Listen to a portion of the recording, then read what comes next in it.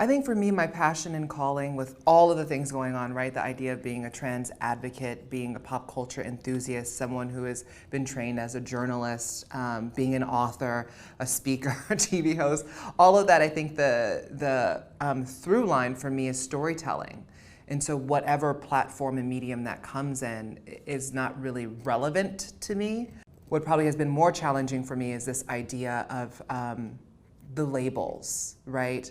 That someone who cares about and passionate about LGBT issues, trans liberation, Black Lives Matter, millennial feminism, all of these things, that they can't do every single thing that they want to do. And so for me, and I think that it's something very specific to our generation, is that we don't want to be burdened by labels, but we know that the labels and our identities are important, and so we don't necessarily want to hide them either.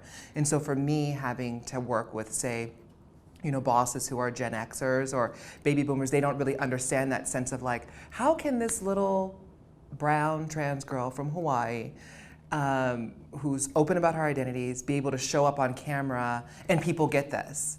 And it's like, well, people get it because it's not necessarily completely relevant to the story, but it's there. My story is relevant to the fact that this is the space that I'm creating on TV, and this is what I want to talk about. I want to talk about pop culture. I want to talk about how culture shows where we're at right now, where we need to go, the deeper meanings of it, that we can look at something that maybe seems shallow and silly, like a music video, and like break it down and say what it means about where we're at in our culture and our society. And so my passions are storytelling and I guess kind of finding the aha moments or the grains of truth within any kind of cultural facet or story that's kind of out there that we're taking in.